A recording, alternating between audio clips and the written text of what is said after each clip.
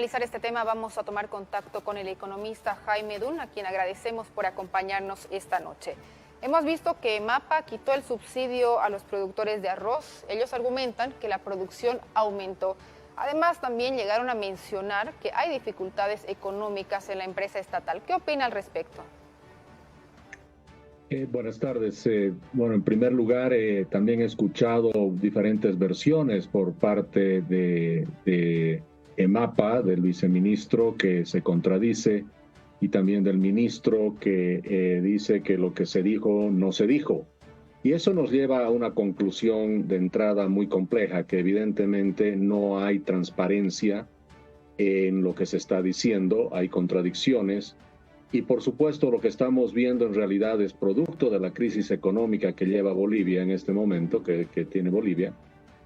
Lo que tenemos es una situación donde básicamente EMAPA aparentemente no tiene los recursos, pero no solo eso, sino que causa un daño económico severo a los productores de arroz, porque bajo el principio y el contrato de subsidiar y de comprar y mantener un precio justo, ha inducido a los productores a producir cierta cantidad de arroz que ahora aparentemente ya no les compraría. Entonces hay un daño económico muy severo al sector arrocero. Eso por un lado. Por el otro lado, esta es la evidencia clara y es un ejemplo de libro, se dice, de cómo cuando el gobierno, es decir, el Estado, a través de su gobierno, subsidia, fija cuotas, pone cupos y hace este tipo de actividad que interfiere en los libres mercados, siempre termina dañando a los productores, ya sea con precio, ya sea con calidad, ya sea por no comprar los volúmenes que se deben comprar. Y en este caso tenemos aparentemente una EMAPA sobreestoqueada con cerca de 58,000, 60,000 toneladas, que por un lado se dice que no es exportable y sin embargo ahora ellos dicen que 20,000 van a exportar al Perú. Entonces, no solamente que hay un daño patrimonial muy importante a los productores, que al final de cuentas son empresarios bolivianos, son emprendedores que pues no pueden estar con sus contratos incumplidos. ¿Considera, Jaime, que la crisis económica está alterando la política de subvenciones en nuestro país? Definitivamente, y creo que lo que está pasando en EMAPA va a empezar a suceder con otras empresas estatales. Además, suponiendo que EMAPA todo este excedente sí lo va a exportar, porque, repito, lo que yo he escuchado el día de hoy es que sí van a exportar, que están hablando de exportar a 20,000 toneladas al Perú y algo al Brasil. Eso significa entonces que el gobierno está tratando de reducir el gasto, que significa el subsidio, por la falta de recursos, y al mismo tiempo trata de resolver el otro problema, que es tener dólares, es decir, tratando de exportar lo que se pueda.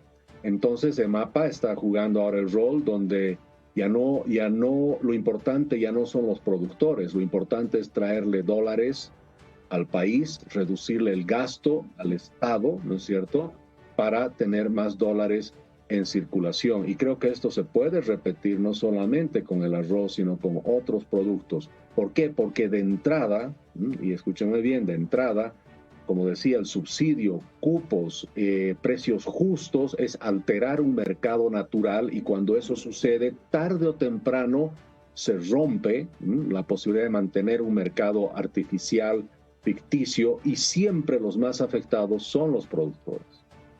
Ahora, Jaime, entonces, con estos antecedentes, con esta situación que se está atravesando, ¿cuán sostenible es para el gobierno continuar con esta política de subvenciones? Yo creo que la intención, por supuesto, del gobierno es mantenerla, pero la verdad es que no lo puede hacer. Las subvenciones entre combustibles, alimentos, donde está el arroz, por supuesto, y algunos servicios básicos, es de cerca de 2,000 millones de dólares al año. Y eso es algo que el gobierno ya no puede aguantar. Las reservas internacionales en dólares, en divisas, es de apenas 166 millones de dólares en el Banco Central, según la última información que se tiene de hace meses atrás. Entonces, es una política insostenible y poco a poco creo que vamos a ver los efectos ya sea de dos maneras. Uno, justamente incumpliendo contratos, y la otra manera que se manifiesta este tipo de crisis es que se cumplen los contratos pero no se pagan a tiempo y se genera también desabastecimiento. Entonces ya estamos viendo que en la gasolina, hemos visto en el diésel también, hemos visto que ya hay colas, ¿no es cierto? Porque hay proveedores, no son bolivianos, por supuesto, son extranjeros que aparentemente no están recibiendo sus pagos a tiempo también. Entonces, la política de subsidio y la política de subvención, repito, es algo que funciona temporalmente y no se puede mantener un periodo de tiempo muy largo. Y siempre termina perjudicado el productor, porque al productor se le asegura un precio, se le asegura un volumen. El productor como empresario, emprendedor, cree firmemente que va a suceder esa venta con esas características, planifica su producción, ¿no es cierto?, para vender esas 5 o 10 toneladas o lo que sea acordado, y de pronto, sin preaviso, se les dice que ya no se les va a comprar. Obviamente hay un daño económico, patrimonial muy importante al sector. En realidad, diferentes sectores hablan entonces de una situación de liquidez, no solo en EMAPA, sino en el aparato estatal en general. ¿Esto es así? ¿Qué opina? Correcto, es así. Eso es innegable, que todo el aparato estatal, todo el gobierno se ha quedado sin dólares, ¿no? Y como no tiene dólares, por eso la población también siente la falta de dólares.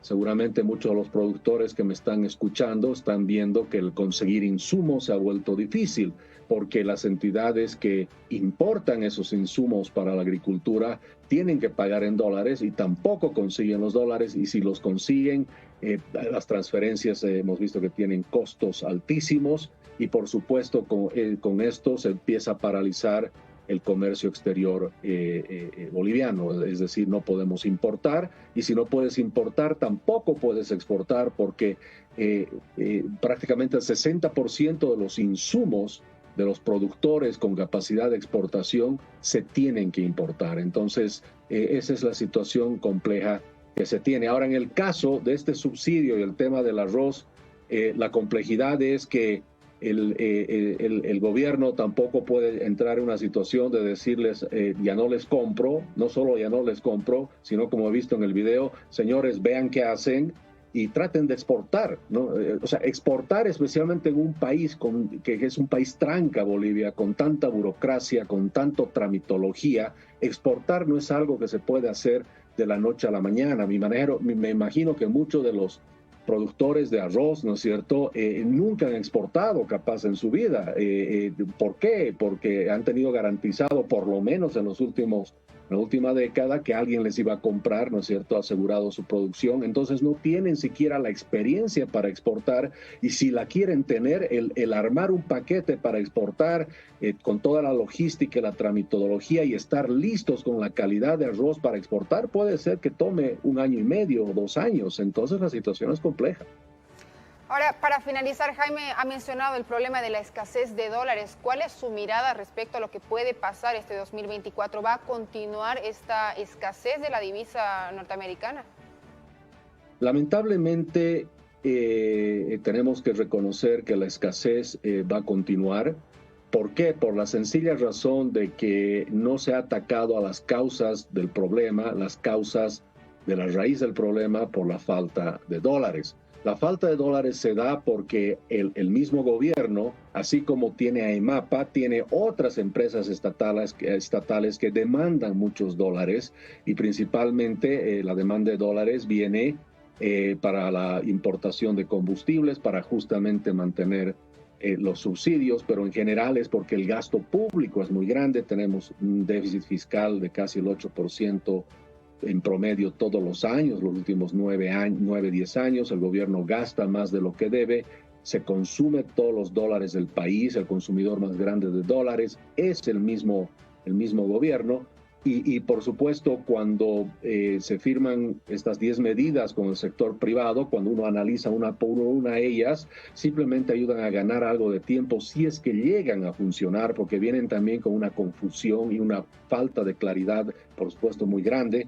Por ejemplo, dice, se libera las exportaciones, pero después dice 2 puntos, pero depende de que se cumpla la demanda interna y que se cumpla con los trámites, etcétera, etcétera. Entonces, al final no han liberado absolutamente nada. Entonces, esas medidas que son coyunturales o parches ayudarán a ganar unos 60, 90 días y esperaremos que en estos 60, 90 días haya un anuncio más importante del gobierno de un giro en su política de gasto público. Bien, Jaime, muchísimas gracias por habernos acompañado hoy con su análisis. Vamos a estar atentos a lo que suceda. Es Jaime Dunn, economista. Vamos a continuar con más. Veamos